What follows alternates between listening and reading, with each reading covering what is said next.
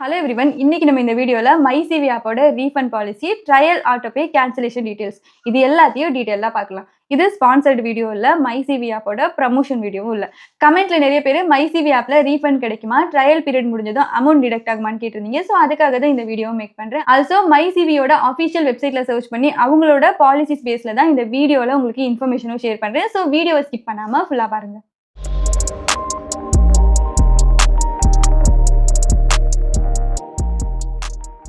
இப்போ முக்கியமான பார்ட் என்னன்னா ரீஃபண்ட் பாலிசி தான். அஃபிஷியலா மென்ஷன் பண்ணிருக்க மாதிரி MyCV ஆப்ல நீங்க சப்ஸ்கிரிப்ஷன் வாங்கியிருந்தீங்கன்னா அது நான் ரீஃபண்டபிள். பட் சில சிச்சுவேஷன்ல ரீஃபண்ட் பண்ணுவாங்க, அது அப்புறமா சொல்றேன். ஆனா இந்த ஆப்ல நீங்க பிளான் பர்ச்சேஸ் பண்ணிருந்தீங்கன்னா நார்மல் கண்டிஷன்ல உங்களுக்கு ரீஃபண்ட் கிடைக்காது. ஸோ அந்த ரீஃபண்ட் எதுக்கெல்லாம் கிடைக்காதுன்னு இங்க மென்ஷன் பண்ணிருக்காங்க. டெக்னிக்கல் இஷ்யூஸ், கோ லர்னர் அவைலபிளா இல்ல, change of mind, service expected மாதிரி இல்லைன்னு நீங்க ஃபீல் பண்ணீங்கனாலும் இந்த மாதிரி ரீசன்ஸ் எல்லாம் கொடுத்தீங்கன்னா கண்டிப்பா இந்த ஆப்ல உங்களுக்கு ரீஃபண்ட் கிடைக்காதுன்னு அவங்க பாலிசில மென்ஷன் பண்ணிருக்காங்க. கோ லர்னர் அவைலபிலிட்டி கேரண்டீடு இல்லைன்னு இதுல கிளியரா மென்ஷன் பண்ணிருக்காங்க. ஏன்னா அது அதர் யூசர் அவைலபிலிட்டி டிபெண்ட் ஆகும். ஸோ கனெக்ட் ஆகலனாலும் ரீஃபண்ட் நீங்க எக்ஸ்பெக்ட் பண்ணக்கூடாதுன்னு இங்க மென்ஷன் பண்ணிருக்காங்க.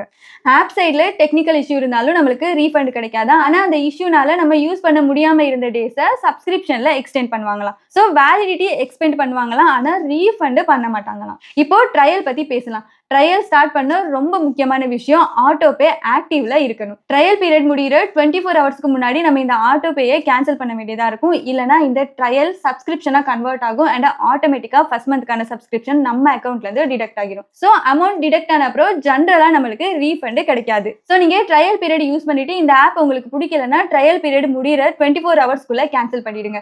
சப்போஸ் இந்த ஆப் உங்களுக்கு பிடிச்சிருக்கு கண்டினியூ பண்றீங்கன்னா கேன்சல் பண்ணாதீங்க, இந்த ஆப்பை யூஸ் பண்ணுங்க. பட் கண்டினியூ பண்ணலன்னா ட்ரையலை கண்டிப்பா கேன்சல் பண்ணிடுங்க, இல்லனா அமௌண்ட் டிடக்ட் ஆகிரும். சோ நீங்க சப்ஸ்கிரிப்ஷன் கேன்சல் பண்ணனும்னு நினைக்கிறீங்கன்னா நீங்க எந்த UPI த்ரூ பே பண்ணீங்களோ அதிலே கேன்சல் பண்ணிக்கலாம், இல்ல MyCV ஆப்லயே கூட நீங்க கேன்சல் பண்ணிக்கலாம். உங்களுக்கு சப்ஸ்கிரிப்ஷன் கேன்சல் எப்படி பண்றதுன்னு தெரியலனா ஆல்ரெடி சேனல்ல வீடியோ அப்லோட் பண்ணிருக்கேன், லிங்க் இங்க கொடுக்கிறேன், செக் பண்ணி பாருங்க.